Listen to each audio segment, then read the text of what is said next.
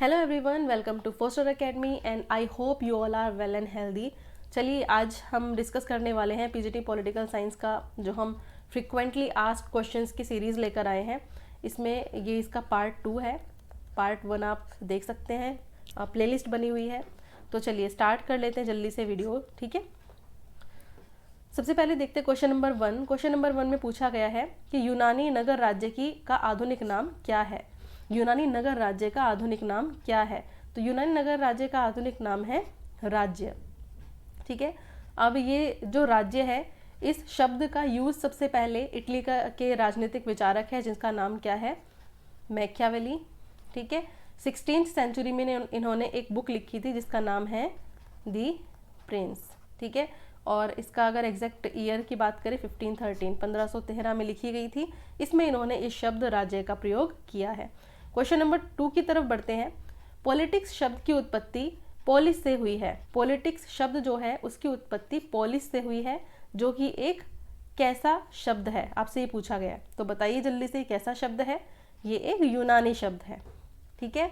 English का जो politics word है वो ग्रीक भाषा के यानी इस लैंग्वेज के कौन से शब्द से आया है? पोलिश शब्द से। चलिए नेक्स्ट क्वेश्चन देख लेते हैं।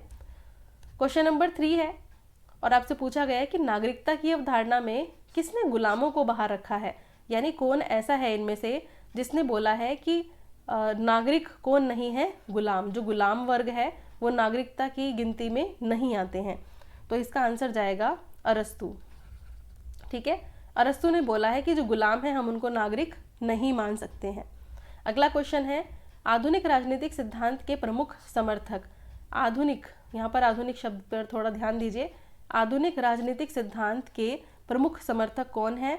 तो इसका आंसर रहेगा उपयुक्त सभी। क्या है? उपयुक्त सभी। चार्ल्स मेरियम भी है, डेविड ईस्टन भी है, हेरोल्ड लासवेल भी है। तो इसका आंसर रहेगा उपयुक्त सभी। क्वेश्चन नंबर 5 देखते हैं अब। निम्नलिखित में से कौन सा आधुनिक राजनीतिक विज्ञान का लक्षण नहीं है? लक्षण नहीं है, ध्यान से देखना है। मतलब इनमें से कौन सा ऐसी वाक्य है जिसको हम कह सकते हैं कि वो आधुनिक राजनीतिक विज्ञान में नहीं आती है। तो शक्ति का अध्ययन है सबसे पहले, तो फिर है अंतर अनुशासनात्मक अध्ययन, फिर है मूल्य प्रधान अध्ययन और लास्ट में है मानवीय क्रियाओं का अध्ययन। तो इसका जो करेक्ट आंसर रहेगा वो रहेगा आंसर नंबर सी।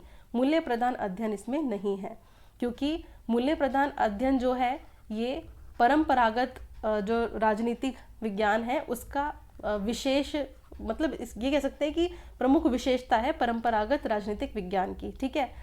तो ये है, लेकिन बाद में इस थर्ड वाले को यानी मूल्य प्रधान अध्ययन को भी आधुनिक राजनीतिक विज्ञान में ऐड कर लिया गया। लेकिन क्योंकि यहाँ पर ऑप्शन में है तो इसका आंसर मूल्य प्रधान अध्ययन ही जाएगा, क्योंकि इसका जो मेन जो ओरिजिन है वो परंपरागत राजनीतिक विज्ञान से ही है, यानी प्राचीन, ठीक है। क्वेश्चन नंबर 6 देखते हैं। एडवर्ड शील्ड्स के अनुसार राजनीतिक विकास को मापा जाना चाहिए किस चीज़ से? ठीक है, तो ऑप्शन देखिए। तो इसका जो करेक्ट आंसर जाएगा वो जाएगा देश की राजनीतिक संस्थाओं से।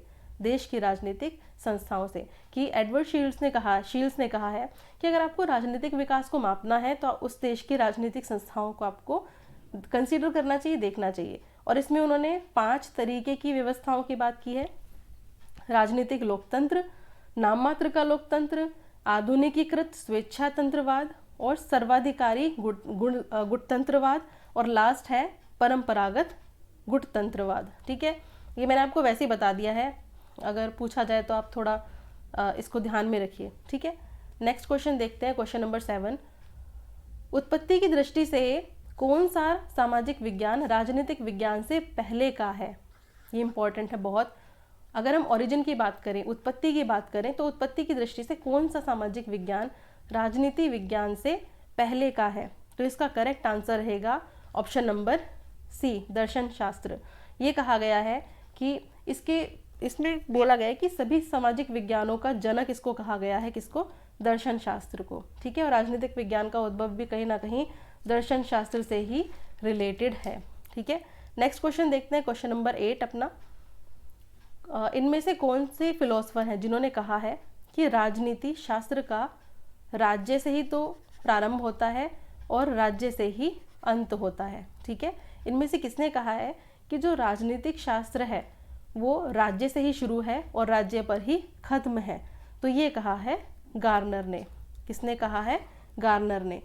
गार्नर ने अपनी एक बुक में, जिस बुक का नाम है पॉलिटिकल साइंस, ठीक है, political science and government, political science and government, इस बुक में उन्होंने राजनीतिक विज्ञान की प्रकृति मतलब के विषय में काफ़ी बात की है।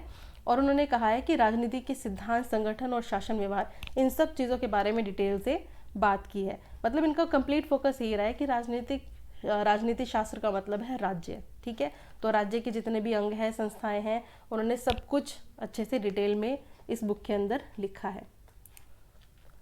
क्वेश्चन नंबर 9 देखते हैं। राजनीति शास्त्र का पिता किसे कहा गया है? तो राजनीति शास्त्र का पिता कहा गया है अरस्तु को, ठीक है, अरस्तु को। अरस्तु को की एक बुक है जिसको आपको बहुत अच्छे से ध्यान रखना है, उसका नाम है पॉलिटिक्स, ठीक है।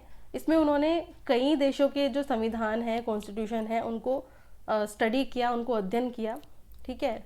और फिर राजनीति को नीति शास्त्र से अलग करके उसको एक बिल्कुल फ्री, एकदम स्वतंत्र विषय के रूप में मान्यता भी दी, ठीक है। तो ये बहुत इंपॉर्टेंट बुक है, ये ध्यान रखनी है। यहाँ तक कि इसको राजनीति शास्त्र को क्या तक बोल दिया इन्होंने?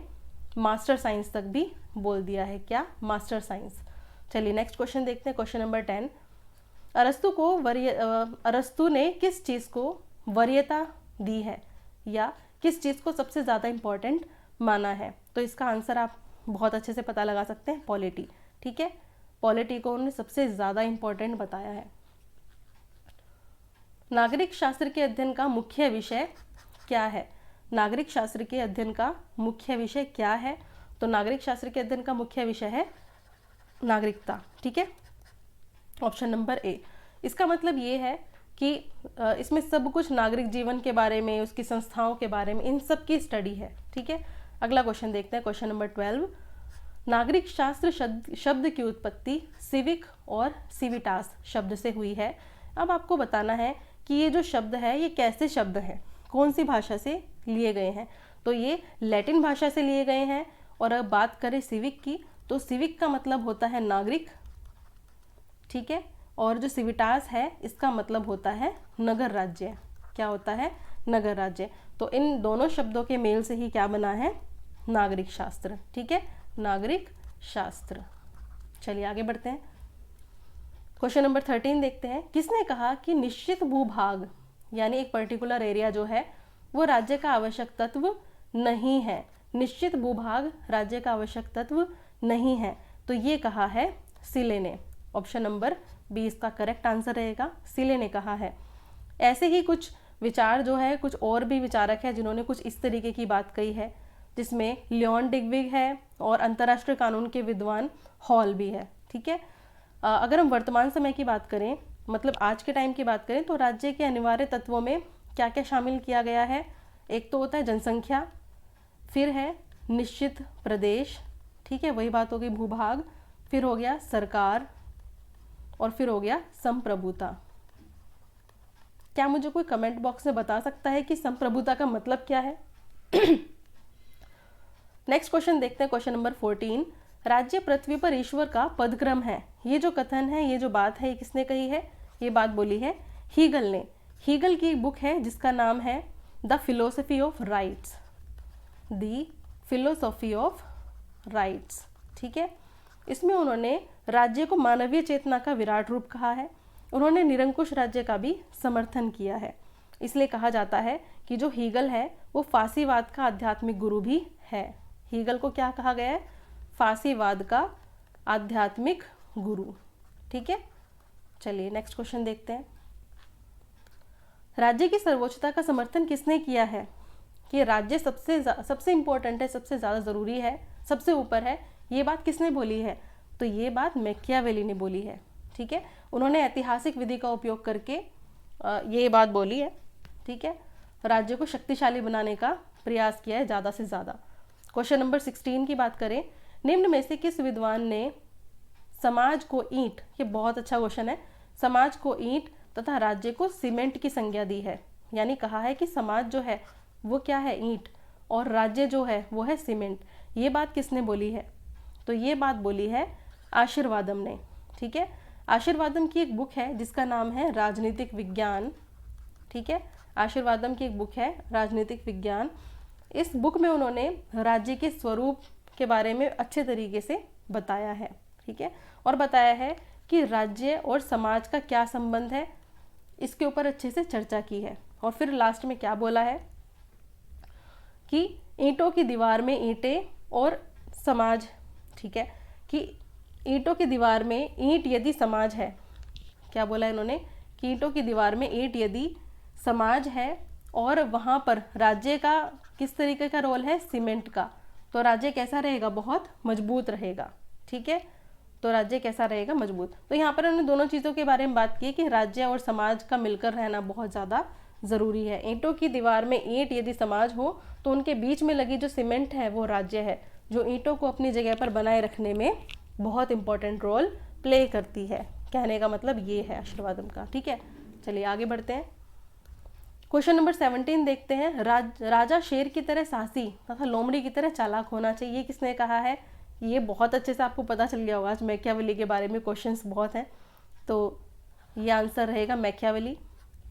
मैकियावेली का क्या है कि मैकियावेली की जो कंडीशन रही है स्टार्टिंग से ही, मतलब जहाँ उनका जन्म हुआ वहाँ के जो हालात थे, तो उस तरीके का ही उनका जो लाइफ को जीने का, देखने का नज़रिया है वैसा बन गया था। तो यहाँ पर मैकियावेली ने अपनी बुक में, जिसका जिक्र हमने पहले भी किया है, द प्रिंस बुक, इसमें उन्होंने राजा के लिए बोला है कि राजा को भेड़िए को डराने के लिए शेर की तरह साहसी बनना पड़ेगा, और दुश्मन से जानकारी अगर निकालनी है तो उसको लोमड़ी की तरह चालाक बनना पड़ेगा। तो एक मैकियावेली ने कहा है राजा को शेर और लोमड़ी की नीति फॉलो करनी पड़ती है, ठीक है। अगला क्वेश्चन देखते हैं 18। किसका यह विश्वास था कि व्यक्ति अपने पिता की मृत्यु को तो भूल सकता है लेकिन उसकी संपत्ति की हानि को नहीं भूल सकता? ये कथन भी किसने कहा है? ये कथन भी कहा है मैकियावेली ने, और मैकियावेली ने बहुत ज़्यादा इंपॉर्टेंट रोल दिया है संपत्ति को, ठीक है, संपत्ति के प्राधिकार को, इतना कि उन्होंने कहा है कि शक्तिशाली राजा को भी लोगों की संपत्ति लेने से उन्होंने मना कर दिया। नेक्स्ट क्वेश्चन देखते हैं, क्वेश्चन नंबर 19। प्लेटो के राजनीतिक चिंतन में क्या चीज़ इंपॉर्टेंट है? प्लेटो के राजनीतिक चिंतन में क्या चीज़ इंपॉर्टेंट है? प्लेटो के चिंतन में उपयोगितावाद इंपॉर्टेंट है, समाजवाद इंपॉर्टेंट है और फांसीवाद इंपॉर्टेंट है। तो इसका करेक्ट आंसर रहेगा उपयुक्त सभी का। इन सभी चीज़ के बारे में उन्होंने बात की है। अब देखते हैं कैसे कैसे। देखिए अपनी बुक है, प्लेटो की एक बुक है जिसका नाम क्या है, रिपब्लिक, ठीक है, रिपब्लिक। इसमें उन्होंने कुछ बातें बताई हैं। उन्होंने कहा कि एक आदर्श राज्य में न्याय की स्थापना के लिए क्या चाहिए, हमें एक दार्शनिक राजा चाहिए। तो राजा की क्या है, आवश्यकता, तो आवश्यकता ही इन्होंने क्या बोला है, उपयोगितावाद। दूसरी बात बोली समाजवाद। समाजवाद का कॉन्सेप्ट कहाँ से आता है, क्योंकि उन्होंने संपत्ति और पत्नियों की साम्यवादी व्यवस्था की बात की थी, तो इस तरीके से समाजवाद आता है। और फांसीवाद कब आता है कि दार्शनिक राजा होगा तो निरंकुश हो जाएगा, तो निरंकुश हो गया तो फांसीवाद, ठीक है, समझ गए ना। तो इसका आंसर रहेगा उपयुक्त सभी का। क्वेश्चन नंबर 20 है, किसकी उक्ति है, यानी ये बात किसने बोली है कि राजनीति शास्त्र का आदि और अंत राज्य है? ये आंसर आपको बिल्कुल पता ही होगा, नहीं पता तो बहुत बुरी बात है, क्योंकि इससे रिलेटेड क्वेश्चन मैंने अभी कराया है। तो इसका जो आंसर जाएगा ये जाएगा आपका गार्नर। अभी हमने बात की थी ना कि राजनीतिक शास्त्र का की शुरुआत और अंत कहाँ से होती है, राज्य से। ये बात गार्नर ने बोली। नेक्स्ट क्वेश्चन देखते हैं 21। अरस्तु की उपेक्षा करने वाला पहला आधुनिक राजनीतिक विचारक कौन है, यानी कौन ऐसा है इनमें से जो अरस्तु के विचारों से बिल्कुल भी एग्री नहीं करता है, बिल्कुल भी सहमत नहीं है? तो वो है भाई हॉब्स। कौन है? हॉब्स। ये एक इंग्लिश फिलोसफर हैं और इन्होंने कौन से ईयर में, 1651 में लिखी थी लेवियाथन। क्या? लेवियाथन, ठीक है। नेक्स्ट क्वेश्चन की तरफ बढ़ते हैं, क्वेश्चन नंबर 22। मैकियावेली के अनुसार, दोबारा से सुन लो ही, ये क्वेश्चन आपको बिल्कुल इसका आंसर आता होगा। मैकियावेली के अनुसार इनमें से कौन सा कथन एकदम ठीक है? इसमें से जो सही एकदम करेक्ट है वो है ए ऑप्शन। मैकियावेली ने कहा है कि व्यक्ति जो है वो बाय नेचर, यानी अगर उसका नेचर नेचुरल तरीके से देखो, नेचर जो होता है, इंसान बहुत ज़्यादा स्वार्थी होता है, दुष्चरित्र होता है, यानी बुरे चरित्र वाला, और अवसरवादी होता है, ठीक है। मैकियावेली ने कहा है कि इंसान जो है बहुत अवसरवादी होता है, और जब तक उसको डर ना दिखाया जाए, जब तक उसको डराया ना जाए, तब तक वो बात को नहीं मानता है, ठीक है। नेक्स्ट क्वेश्चन देखते हैं, क्वेश्चन नंबर 23। किसने कहा है कि शक्ति एक विशेष प्रकार का प्रभाव है जिसके न पालन करने पर क्या हो जाती है, बहुत ज़्यादा नुकसान उठाना पड़ता है? तो ये जो कथन है ये है रॉबर्ट डहल का, ये कथन है रॉबर्ट डहल का। नेक्स्ट क्वेश्चन देखते हैं, क्वेश्चन नंबर 24। शक्ति की अवधारणा सबसे पहले किसने दी? शक्ति की अवधारणा सबसे पहले किसने प्रस्तुत की? तो ये प्रस्तुत की थी मैकियावेली ने, कि शक्ति ही सब कुछ है भाई, शक्तिशाली होना चाहिए राजा को भी, ताकि वो प्रजा को अपने कंट्रोल में रख सके। और हर किसी को, व्यक्ति के बारे में बोला है ना कि बहुत स्वार्थी होता है, तो उसने शक्ति का सबसे ज़्यादा इंपॉर्टेंट रोल बताया है यहाँ पर। क्वेश्चन नंबर 25 देखते हैं। प्लेटो के आदर्श राज्य की विशेषता निम्न में से कौन सी नहीं है? कि प्लेटो ने जो बोला है कि आदर्श राज्य होना चाहिए, उसमें ऐसी कौन सी इनमें से ऑप्शन है जो कि नहीं है मौजूद? देखिए, प्लेटो ने दार्शनिक शासन की बात की है, ठीक है। प्लेटो ने ये भी बोला है कि अभिभावक वर्ग के लिए संपत्ति और परिवार का साम्यवाद होना चाहिए। प्लेटो ने ये भी बोला है कि नर और नारी बिल्कुल समान अधिकार रखते हैं। उसने क्या नहीं बोला है? उसने बोला है कि पुरुष प्रधान परिवार, ठीक है, इस बारे में उसने बात नहीं की। तो इसका जो आंसर जाएगा वो जाएगा डी, ठीक है। तो आई होप ये 25 क्वेश्चंस आपको बहुत अच्छे समझ में आ गए हैं। मैकियावेली और प्लेटो के बारे में हमने खूब सारे क्वेश्चंस डिस्कस किए हैं। तो फ्रेंड्स, बने रहिए हमारे साथ और आगे भी ये सीरीज़ चलती रहेगी। और हमें सब्सक्राइब कीजिए चैनल को आगे आने वाली वीडियोज़ के लिए। घर पर रहिए, सेफ रहिए, एकदम हेल्दी रहिए, ठीक है। Thank you so much for watching this video.